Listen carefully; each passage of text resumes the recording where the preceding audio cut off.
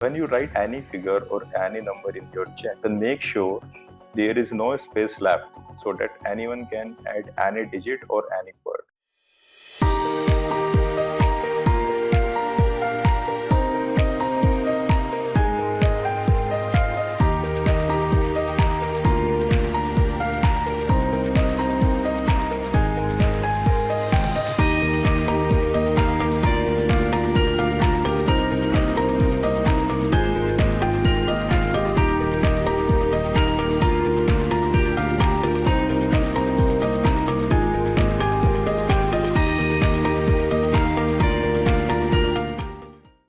Earning money is easy rather than saving it. Since our childhood, we are taught how to earn money. We are taught to choose different professions. But when it comes to save money, then we have to develop some discipline in ourselves to save that. Earning money is important as well as saving money is also important. But what happens in these types of frauds, we lost our money. So I would like to start with a common phrase which is known as good faith. Sometimes it happens कि हम जो हैं good faith में चीजें करते हैं but ऐसा होता नहीं है जैसा हम चाहते हैं और फिर अपनी छोटी सी नेग्लिजेंसी की वजह से या मिस्टेक्स की वजह से जो भी हमारी मेहनत है, हमारे अर्निंग की, हमारी सेविंग की, वो सब ज़ीरो हो जाता है। बिकॉज़ जो फ्रॉडस्टर्स हैं, वो हमारा सारा मनी ले जाते हैं और एंड ऑफ द डे हमारे पास कुछ भी नहीं बचता है। अच्छा, मेरा पर्सनल इंटरेस्ट जो है इस फ्रॉड्स के बारे में बताने का आपको ये है कि इनडायरेक्टली ना ये एक लॉ इन्फोर्समेंट एजेंसी को या पुलिस फोर्सेस को या दूसरी एजेंसीज को ना हेल्प करेगा अवेयरनेस, अगर आप इन फ्रॉड्स को प्रिवेंट कर पाएंगे। होता ये है कि अगर आप जो आजकल cheating, even not cheating, just banking frauds का ही डेटा अगर आप कलेक्ट करेंगे तो जितना मनी इन फ्रॉड्स में लोगों ने गंवाया है, अगर आप उसका सम करेंगे तो एक छोटी सिटी का जीडीपी से भी ज्यादा निकल जाए। आप ब्रॉडली ना 2 कैटेगरीज में डिवाइड कर सकते हैं। वन इज ऑनलाइन और साइबर फ्रॉड्स, उसको हम कभी बाद में टेकअप करेंगे। Now today we are going to discuss about physical banking frauds. देखिए क्या होता है कि जब ये इतना सारे क्राइम हो रहे होते हैं हमारे पास, तो पुलिस के पास भी क्या होता है, ओवरबर्डन हो जाते हैं काम से। इन्वेस्टिगेशन इन बैंकिंग फ्रॉड्स की ही हमारे पास आ जाती है। दूसरा क्या है, ये जो पैसा है, जो क्रिमिनल्स ने पैसा आपका चुराया है या आपको चीट किया है, फिर कोलेटरल डैमेज होना शुरू होता है, क्योंकि वो चोरी का पैसा कहीं सही जगह तो इस्तेमाल होना नहीं, उससे फर्दर क्राइम्स ही होने, वो चाहे मनी लॉन्ड्रिंग हो या दूसरे क्राइम्स हो, तो वो कोलेटरल डैमेज भी आ जाता है। अगर आप फर्स्ट स्टेप में ही प्रिवेंट कर लेंगे, इन फ्रॉड्स को नहीं होने देंगे, तो एक तो वो जो इन फ्रॉड्स को डिटेक्ट करने में एनर्जी लगेगी वो बचेगा। सेकंड, जो कोलेटरल डैमेज है कि आप सेकेंडरी क्राइम्स जो होंगे इसके बाद उस पैसे से, वो भी रोक पाएंगे। तो हम अगर थोड़ा सा, जैसे हम कभी आई डोंट नो कि आप लोग अवेयर हैं या आप लोगों ने देखा है, लेकिन जस्ट 20 और 25 इयर्स बैक तो हम जब ट्रैवल करते थे तो ना दिन में ट्रैवल करते थे, नाइट में ट्रैवल नहीं करते थे कि भाई आप सनसेट से पहले अपने घर पहुंच जाइए, या आप विलेजेस में रह रहे हैं तो सनसेट से पहले चले जाइए, अदरवाइज कोई आपको लूट लेगा, कोई आपसे सामान छीन लेगा, आपको हर्ट कर देगा। ये सबको पता था, ये प्रैक्टिसेस थी, माउथ टू माउथ ये चीजें बताई जाती थी। तो हम लोग जब इवॉल्व करते हैं एक सोसाइटी में, तो हम सर्टेन चीजें बचपन से ही अपने बच्चों को बताते हैं कि ट्रेन में अगर आप जा रहे हैं तो अननोन आदमी से कुछ नहीं खाना है ना, पॉइजनस हो सकता है, आपको बेहोशी की दवा दे के आपका सामान ले जा सकते हैं। तो ये चीजें हमें पता है, लेकिन जब आती है अपने पैसे को बचाने की बात या विक्टिम बनने की बात इन बैंकिंग फ्रॉड्स का, तो हमें नहीं पता हमें करना क्या है, या हमें पता है तो हम उस मैसेज को ट्रेवल नहीं कर पा रहे। हम इतना ही ट्रैवल कर पा रहे हैं कि आप बॉडीली ऑफेंसेस से अपने आप को सेव कर सकते हैं। तो अब जो छोटी छोटी बातें हैं, अगर आप स्टूडेंट्स हैं तो जो भी ऑडियंस हैं तो वो अपने पेरेंट्स से, अपने कलीग से शेयर कर सकते हैं, और अगर आप बिजनेसमैन हैं या आप जॉब में हैं तो भी आपको हेल्प करेगी। बैंकिंग एम्प्लॉय है तो बहुत ही अच्छा है, आप लोग मोर डिलीजेंटली अपना वर्क कर पाएंगे। मैं आपको एक छोटा सा इंस्टांस बताता हूँ। When I was in banking, एक मेरे पास account open, already account open था, तो उसके बाद एक महोदय आए कि I need cheque. Okay, fine. So I checked the account number. That account number was in name of his wife. I said, sorry, sir, I cannot issue checkbook to you. Please call your wife. So he said, कि, my wife is ill and she cannot come. मैं कह रहा, okay, fine. I'll send a messenger. I'll send my peon to your house. He can deliver the checkbook to his wife. So he said, कि, no need to send your peon. 2-3 days after she will come to the branch. Okay, fine. So he didn't came. I thought he was working so hard. He need a checkbook. Then I came to know that his wife had expired 2 years back. So I was unable to understand how did that bank account opened. So I inquired. So no due diligence was conducted by the earlier officers of that branch. तो just एक छोटी सी आपकी डिलीजेंसी आपका बहुत सारा वक्त और पैसा बचा सकती है।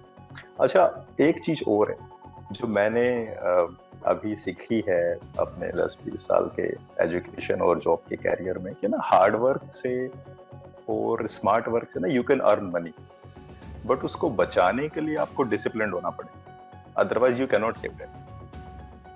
सेम विद आपको प्रिवेंटिव मेजर्स ही लेने पड़ेंगे, तभी आप उसको बचा पाएंगे, otherwise all your asset and your money will be wiped out. तो फर्स्ट मैं आपको ये बताऊंगा कि जो फिजिकल बैंक फ्रॉड्स हैं, बेसिकली छोटी छोटी बातों का ध्यान रख के we can prevent ourselves from getting into that trap. First is ATM frauds, that is not cyber fraud. ATM frauds what, when I was in my college, so first time in my life I saw an ATM card. Okay, ATM card, you go to an ATM booth and take out your cash. So what my father did, he wrote the pin on the ATM itself. He gave it to me, okay, Nikhil, you go and take out the cash. I said, what is the pin? He said, it's written on the card only. I said, what is this? Anyone can take out some money from that card. So why did you write that pin on that ATM card? Then he realized that he had done some mistake, or I don't know. तो इसी तरीके से होता क्या है कि कई लोग अपना एटीएम का पिन का नंबर ही एटीएम कार्ड पे लिखते हैं। अब क्या होगा उससे? कुछ भी किसी को करने की जरूरत नहीं है। आपका कार्ड किसी के पास गया तो bank account will be empty in few days और इन फ्यू आवर्स। इसी तरीके से जब भी आप एटीएम से पैसे विड्रॉ करने के लिए जाते हैं तो इंश्योर करिए कि आपका जो कीपैड है, जो एटीएम मशीन का कीपैड है, वो आपके हैंड से फुल्ली कवर्ड हो। आपको पता भी नहीं चलता है। मैंने एन नंबर ऑफ केसेस देखे हैं जहां एटीएम क्लोनिंग होती है, एटीएम मशीन के ऊपर ही स्किमिंग डिवाइस लगा होता है। You just insert your card and it will copy the data of your card, and a pinhole camera is there in the ATM machine which can capture the pin you have entered. So what they did, they just map the time of the camera and the ATM data. They can create a duplicate ATM card. It's very easy. Even Chinese devices are available and they are not too costly to purchase.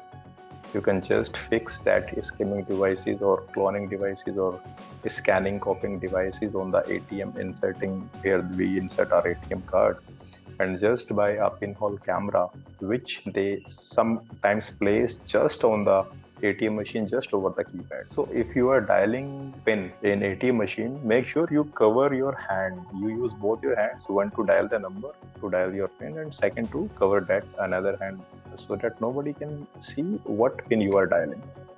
Sometimes it also happens that if queue is long in ATM booth, sometimes 4 or 5 persons are there. Make sure you are alone in the ATM. Ask someone politely, sir, please wait outside. Let me do complete my transaction. Then you can come. Second thing is, never, if you paying in a restaurant, in petrol pump with your ATM card, then make sure all the time the ATM card is visible to you. You do not do, waiter has come, sir, please give me your card. I am coming with the machine. You ask him, you come with the machine, I'll give it to you right here. Then I'll enter in PIN and I'll take my ATM back or my debit card or credit card back. If you give your plastic card, that is ATM or a debit card or credit card, to someone, it's very easy to copy that data and it's very easy to capture the PIN. Even CCTV cameras are so good, so high definition cameras are installed in the restaurants that they can easily capture your PIN with entered. It's not that you have to hide your PIN just from that waiter, but also from the CCTV cameras. If you give your card, then it's very easy to copy copy that card. Same with the case in petrol pumps. Same with the case in anywhere where you are sitting and you are giving your ATM card to someone for 2-3 minutes. Easily it can be done in 2. These are few things which you should bear in your mind. Second thing is, let's come on checks. Checks, if you know the basic difference between demand draft and checks. So, check is a postpaid instrument, where demand draft is a prepaid instrument. Demand draft cannot be bounced.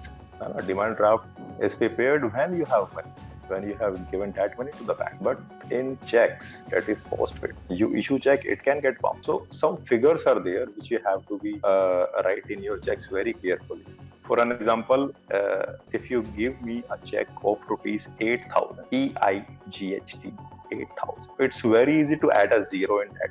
And why in that 80? So I no need to do much efforts. I am to just add a zero and in words single Y. So 8 will become 8.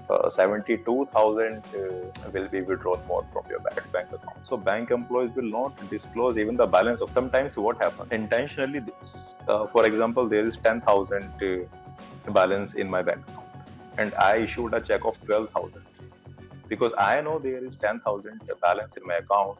That's why I issued a check of 12,000 so that it get bounced, because I do not want to pay money to that person. So what that person did, he go to bank, he inquired my bank balance, and that bank employee reveals that I had 10,000. So what he did, he just deposited 2,000 rupees in my bank account.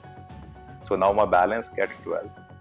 And he just put on that check and all the 12,000 was withdrawn from my bank. This happens. People are smart. So if you are issuing any, make sure that you have stopped that check number. Don't play with just figures. It happens. I have seen many people who just came and inquired the bank account. So that cannot be prevented from our end. That can also only be prevented from the bank's end or their employees' end. But it happens. Second thing is, okay, wherever you submit your documents in bank or anywhere, just write on that particular document, okay, what is the purpose of submitting that. For example, if I am opening a bank account in SBI, State Bank of India, so I will write on that documents, my Aadhaar card and my PAN card. Okay, this is documents is submitted for opening bank account in SBI on, so that no one can use those documents to open another account in Axis or SBI. Same with SIM cards. For example, if I am going in a market to get issued a SIM card of Vodafone, so I'll write on that photocopy, my Aadhaar card, okay, this is submitted only to get SIM of Vodafone, not Airtel. It happens. People copy your photograph. People just copy your identity cards and get issued another SIM. It's very easy to open a bank account online. Few banks are providing online services without any physical verification. So what scammers do? They need your Aadhaar card. They need your PAN card. That's it. They will go to the shop. They'll get a SIM registered in your name. Then they will open a bank account and they will do transactions. Even you don't know there is another bank account in your. You will come to know that when some fraud would have been committed by that after 1 year or after. Then you will get in trouble. Okay, how? I don't know where my credentials has been used, who has installed these credentials and used to open a bank account. So please mention, okay, what is the purpose of submitting that documents, even Aadhaar card or PAN card. Okay, I'm just giving this to open this account in SBI, not in any other bank, or in Axis, not in any other bank. Just write it down. If you are getting SIM card issued or going bank accounts, going anywhere, just write it down, the purpose of it. No one will stop you from writing that. It's a good thing. Sometimes two-factor authentication is there. if you open a bank account, so you need to make your credentials, then you get an OTP, then you provide that OTP to that platform, and then account is opened. But there is a limit. You can do transactions in rent account only 40, 50, up to 40, 50,000, not more than that. But 40, 50,000 is also a big amount to someone. If 40,000 is a small amount to X, then it can be very huge amount for Y. It happens. Na? You need to be very careful. So next is phone calls and family emergency fraud. Sometimes I have seen the cases where a phone call came, hey Nikhil, your brother met an accident somewhere and we are in a hospital and we need some money. So please Paytm me 5,000 or 6,000 or 10,000. So at that time, we are so panicked that we think only it's a small amount, 5,000, 10,000. Sometimes they call you, okay, my mother is ill, my father is ill. Scammers are calling everywhere. They are hitting, they have a data, they have n number of mobile numbers. They just hit and try. Even call centers are running for that purpose. Okay, your father is ill, your mother is ill. Please transfer this amount to this account. And all these accounts are fake. You go to the police, you lodge a police complaint. What police will do? Police will try to trace that credentials, trace that address, trace that person, trace that SIM card, and all these things are fake. End of the day, you will get only the workout cases, the workout percentage in these frauds. Now, I think it's only 10%, not more than that. Because when someone is not in existence, how will you trace? Someone has created a fake ID. Who created that fake ID? That fake ID can be traced, but who created that fake ID is very difficult task to trace.